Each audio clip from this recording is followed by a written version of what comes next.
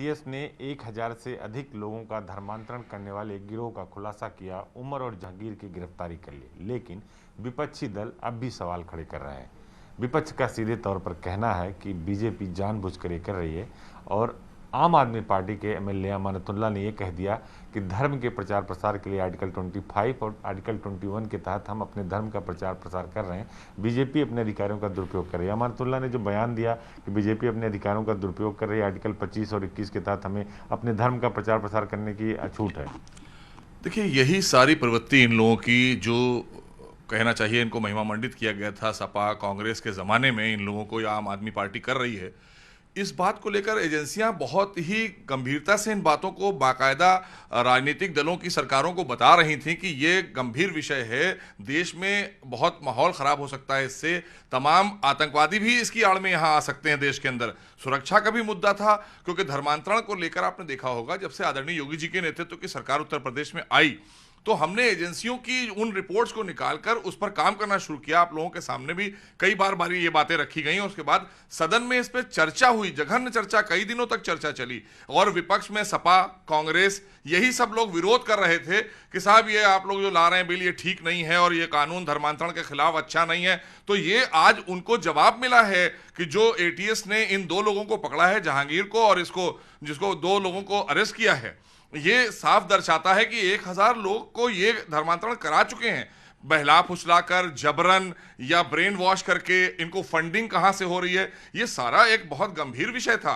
और इसके लिए हमारी सरकार, आदरणीय योगी जी के नेतृत्व की सरकार, किसी को छूट नहीं देगी। और इसीलिए फिर भी अमानतुल्लाह साहब हैं, वो कह रहे हैं कि इनको रिहाई तक की मांग कर दी उन्होंने, जहांगीर और उमर की। देखिए, मुझे लगता है कि ये तो आतंकवादियों की रिहाई की मांग करने वाले लोग हैं।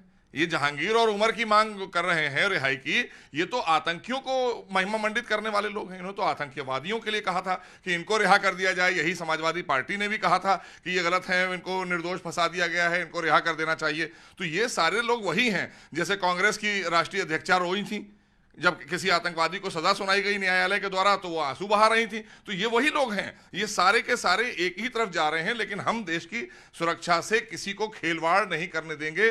धर्मांतरण का कानून इसीलिए आदरणीय योगी जी सदन में लेकर आए, चर्चा कराई और हमने पास किया इस कानून को। उसी कानून के तहत ही हम कड़ी से कड़ी कार्रवाई कर पाएंगे। अगर हम कानून न लाते तो कार्रवाई कैसे होती। वो ये भी कह रहे हैं कि बीजेपी जानबूझ को 2022 का विधानसभा चुनाव आ रहा है, कई राज्यों में चुनाव हो रहा है, बीजेपी जानबूझ के मुसलमानों को टारगेट कर रही, फंसा रही है। देखिए, मुझे लगता है कि उन्होंने जिस तरह का एक महिमा मंडित करने वाला, खजूर खाने वाला, मुसलमान बन के उनके यहाँ खजूर खाने चले जाते थे, रोजा अफ्तार पार्टियों में चले जाते थे, तो उन्होंने उनको कुछ दिया नहीं था। दोहन तो उन्होंने भी किया था, लेकिन उसकी आड़ में देश की सुरक्षा से खिलवाड़ जो हो रहा था, ये भी नहीं देख रहे थे कि देश हमारे लिए सबसे ऊपर होना चाहिए। हम देश हित में ये सब कानून लाते हैं कि देश की सुरक्षा से खिलवाड़ नहीं करने देंगे। लेकिन ये तो बंटवारे वाले लोग थे, इन्होंने तो बांटने की राजनीति पूरे देश में करी है और आज भी वही कर रहे हैं।